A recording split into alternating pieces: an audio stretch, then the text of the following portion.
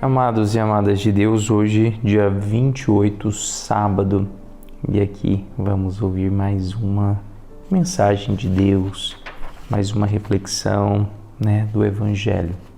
O Evangelho é de São Lucas, capítulo 9, versículos de 43 a 45. Naquele tempo, todos estavam admirados com todas as coisas que Jesus fazia. Então Jesus disse a seus discípulos: prestai bem atenção às palavras que eu vou dizer. O Filho do Homem vai ser entregue nas mãos dos homens.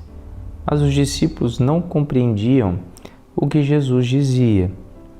O sentido lhes ficava escondido, de modo que não podiam entender, e eles tinham medo de fazer perguntas sobre o assunto.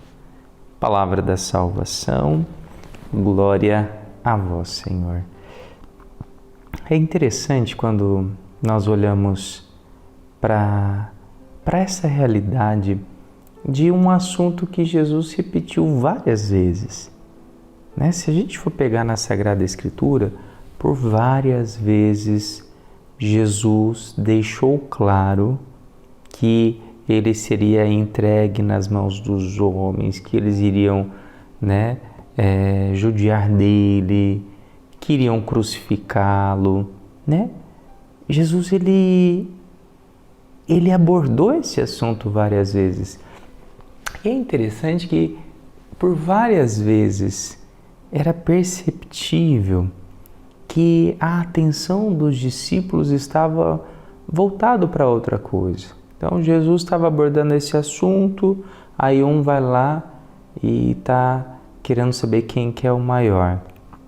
Jesus está abordando esse assunto, aí a mãe dos filhos de Zebedeu vai lá e fala que quer que um sente à direita, outro sente à esquerda. A primeiro momento, me vem muito a questão, de um movimento que é muito comum nosso, que é um movimento de negação. Sabe aquele movimento de você não acreditar, você negar que essa realidade vai acontecer? Então é como se eles estivessem num movimento de negação.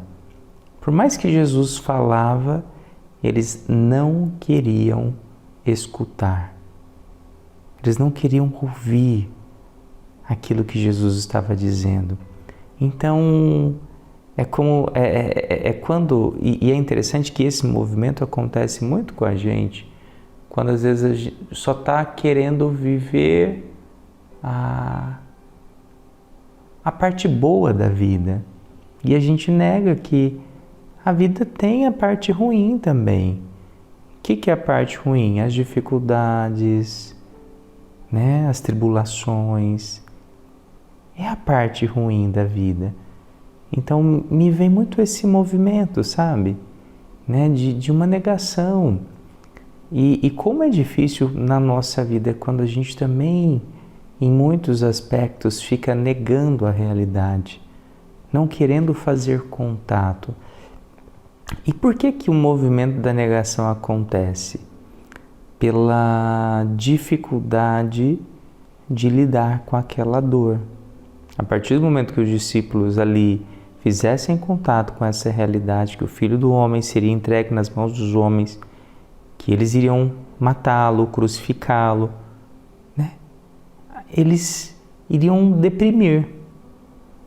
E aí a busca é a fuga, Por isso que a negação, ela é um mecanismo de fuga. Eu estou fugindo da dor. Quando você, na sua vida ali também, fica nesse movimento de fuga, as coisas estão tão claras diante de você, mas você está fugindo. É um mecanismo de defesa. Você nega porque você está se defendendo psiquicamente. E é como se os discípulos estivessem se defendendo.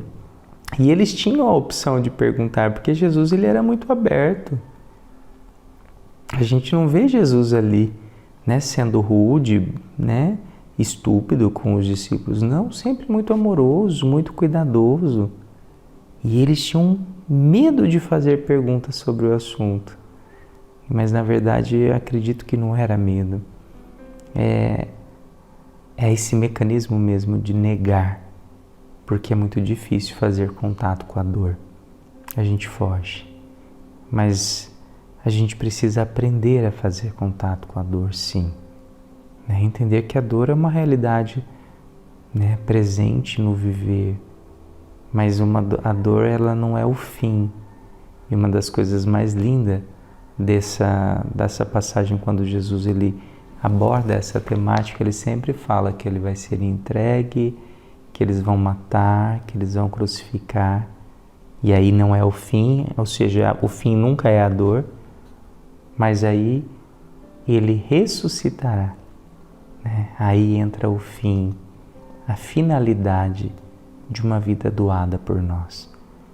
Então que talvez a nossa dificuldade de lidar com a dor está no fato de que a gente não olha ali o final, a finalidade. Porque talvez se você conseguisse, você não negaria. Você faria contato e enfrentaria a dor. Que possamos buscar em Jesus essa força para não fugirmos, não nos defendermos, mas termos coragem de enfrentar a vida e enxergar a vida tal como ela é. Pai nosso que estais nos céus, santificado seja o vosso nome, venha a nós o vosso reino, seja feita a vossa vontade, assim na terra como no céu.